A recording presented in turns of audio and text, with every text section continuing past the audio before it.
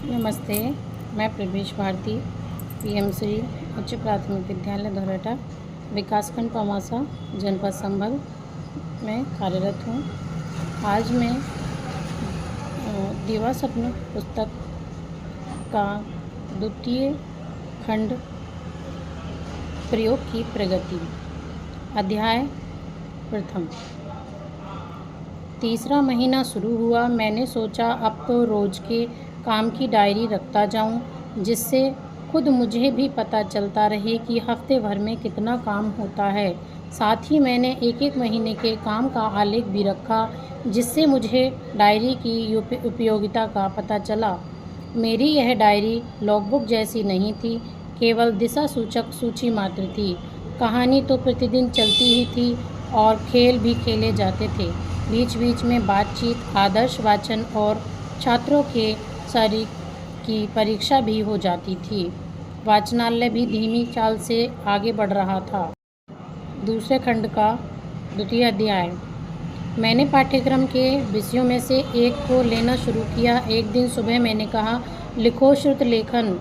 लड़के भी मेरी तरफ देखने लगे। उन्होंने शायद कभी सोचा ही नहीं था कि मैं इस ढंग का शिक्षक हूँ कि श्रुत लेखन लिखवाऊँगा या सबक लूँगा और दूँगा या नक्शा पूछूँगा और इसी तरह के और काम लूँगा। और एक तरह से तो मैं वैसा था भी नहीं। उन्होंने मुझे वैसा समझा भी नहीं था।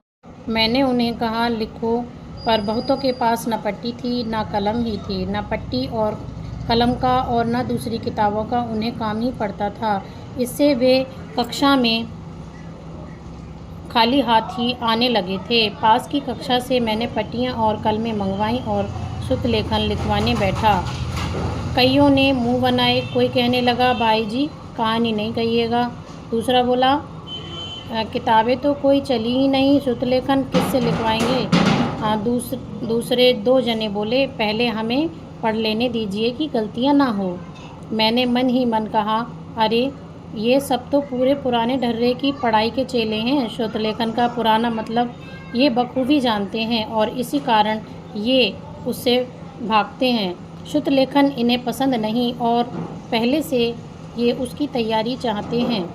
मैंने पुस्तकालय की पुस्तकों में से एक पुस्तक उठाई और लिखना शुरू किया। मैं पूरा एक वाक्य बोल गया, पर 2-4 शब्द ही बोला था कि इतने में तो आधे पर्दे शब्द सुनकर वे लिखने लग गए और पूरा वाक्य उन्होंने सुना भी नहीं। क्या कहा भाई जी, क्या लिखाया साहब, कह कर सब पूछने लगे। मैंने कहा, देखो, मैं तुम्हें बताऊंगा कि श्रुत लेखन किस तरह लिखना चाहिए। जब मैं बोलूं तुम बराबर मेरे सामने देखा करो और बोल चुकूं तो ठीक से सुन और समझ लिख डालो और फिर दूसरा वाक्य सुनने के लिए मेरी ओर देखो। मैंने इसी तरह लिखाना शुरू किया, लेकिन उनकी पुरानी आदत एकाएक कैसे छूटती। आगे चलकर तो सबको यही नई आदत पड़ गई और फिर किसी को बार बार पूछने की आवश्यकता ही ना रह गई। मैं भी सिर्फ एक ही बार बोल देता था, दोबारा उन्हें सुनाता भी न था। श्रुत लेखन लिखा गया और पट्टियाँ नीचे रखी गईं। मैंने जांचा और जाना कि हिज्जों की भूलें बहुत पड़ती हैं। जुड़वा अक्षरों का भी ठिकाना नहीं है और अक्षर भी बराबर और अच्छे नहीं लिखे जाते हैं। मैंने किसी की चूकें नहीं निकाली थीं। एक एक करके सब पट्टियाँ देखीं और लौटा दी थी। सब कहने लगे, हमारी भूलें कितनी हैं, मेरी कितनी हैं, हमें ऊपर चढ़ाइए, इसे नीचे उतारिए। इतने में एक लड़का बोला, अब तो लक्ष्मी शंकर जी भी हमें पढ़ाएंगे और नंबर देंगे और ऐसी ऐसी सब बातें होंगी। मैंने कहा, मैं तो ऐसा कुछ भी नहीं करूँगा। ठीक तो है, तुम सब लिखना जानते हो, कल फिर लिखना। ऐसा करते करते तुम बहुत अच्छा लिखने लगोगे। रोज़ रोज़ लिखोगे तो भला लिखना आएगा क्यों नहीं, और गलतियाँ निकाल कर करना भी क्या है। एक ने पूछा, लेकिन नंबर और चढ़ाना उतारना। मैंने कहा, जब तुम मुझसे कहानियाँ सुनते हो तो चढ़ते उतरते हो? जी नहीं। इन अच्छे कपड़े पहनने वालों में कोई चढ़ता उतरता है? नहीं। और ये जो खेल खेलते हो इनमें नंबर दिए जाते हैं? नहीं। तुम में से कोई ऊंचा है और कोई ठिगना है। इसके लिए कोई तुम्हें चढ़ाता उतारता है? नहीं। तुम में से कोई मोटा है और कोई दुबला पतला है, इसमें कोई चढ़ाव उतार है? नहीं।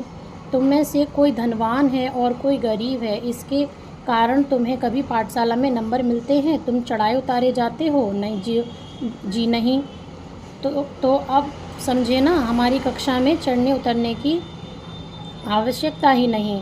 जिसे कविता याद हो वह गाए, ना याद हो याद कर ले।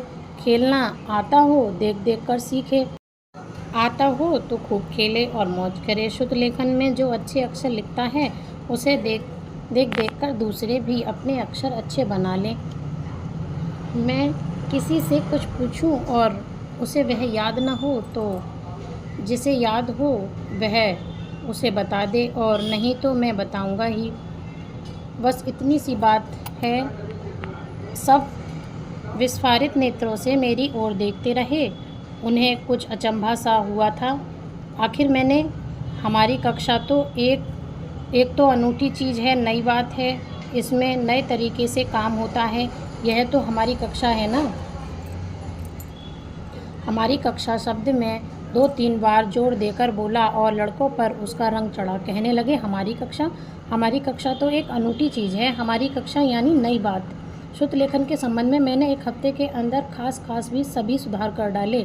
छात्रों से मैंने कह दिया कि वे प्रतिदिन घर से किसी भी किताब को 4 लकीरें देखकर सही लिख लाया करें। स्वयं मैंने उन्हें प्रतिदिन 10 मिनट वाक्य लिखाना शुरू किया। आपस में एक दूसरे